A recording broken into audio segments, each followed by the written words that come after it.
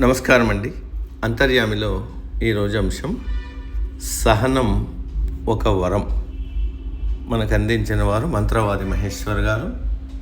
వివరిస్తున్నది మీ విజయభాస్కర్. ఆధ్యాత్మిక లక్ష్యాలను చేరుకోవాలన్నా, భౌతికమైన కోరికలు తీర్చుకోవాలన్నా మనిషికి సహనం తప్పనిసరి.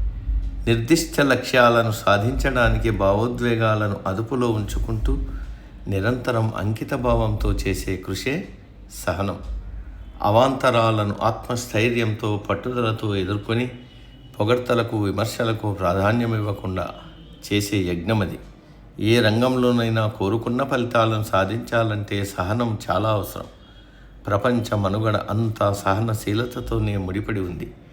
మనిషి సంకుచితత్వం, స్వార్థం, పాపాలు, అతిక్రమణలు, ప్రేమరాహిత్యం అన్నిటినీ ఈ పుడమి తల్లి భరిస్తోంది.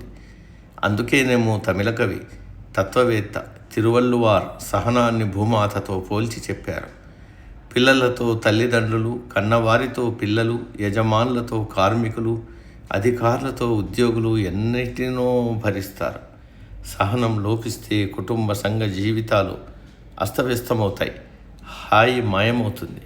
ఎంత ప్రతిభ ఉన్న అవకాశాలను చేజిక్కించుకుని గొప్పవాడిగా ఎదగడానికి సహనం అవసరం. అది లోపించడం వల్ల కలిగిన అనర్థాలకు చరిత్ర పురాణాలు సాక్ష్యమిస్తాయి. గొప్ప గొప్ప సామ్రాజ్యాలు కూలిపోయాయి. నియంతలు మట్టికరిచారు. అసహనంతో నిండిన మనసు అసూయ ద్వేషాలకు నిలయం.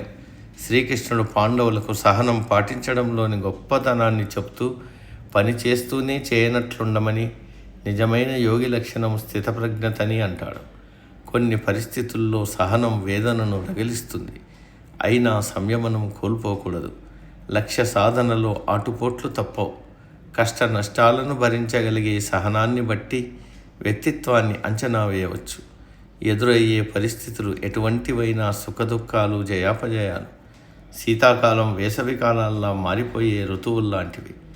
చలించిపోకుండా సహనంతో నేర్చుకోవాలంటాడు గీతలో శ్రీకృష్ణుడు.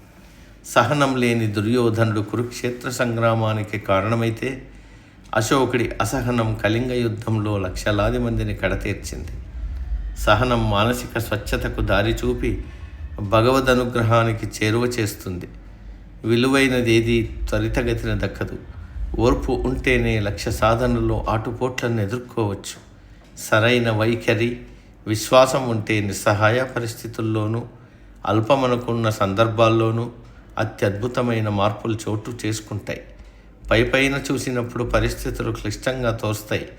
అవి చక్కబట్టడానికి ఎంతో నిరీక్షణ అవసరం. దైవంపై విశ్వాసం ఉంచి సహనాన్ని ప్రదర్శిస్తే కొండలను సైతం కదిలించవచ్చు. నా వల్ల ఇది సాధ్యపడిందా అని మనిషి ఆశ్చర్యపోయే పరిస్థితులు ఎన్నింటినో చూస్తూనే ఉంటాం. సహనానికి వివేకం తోడైతే భావోద్వేగాలను నియంత్రించుకోవచ్చు. ఎంత ప్రయాసపడినా సరైన సమయంలో సరైనది జరిగేంత వరకు సహనం నిరీక్షించమనే సలహా ఇస్తూ ఉంటుంది. గుడ్డును తగినంత సమయం పొదిగితేనే పిల్ల బయటకొస్తుంది. పగలగొట్టి తీస్తే రాదు. సత్ఫలితాలు కావాలంటే సహనంగా ఉండవలసిందే. సమాప్తం. సర్వే జన సుఖినో భవంతు.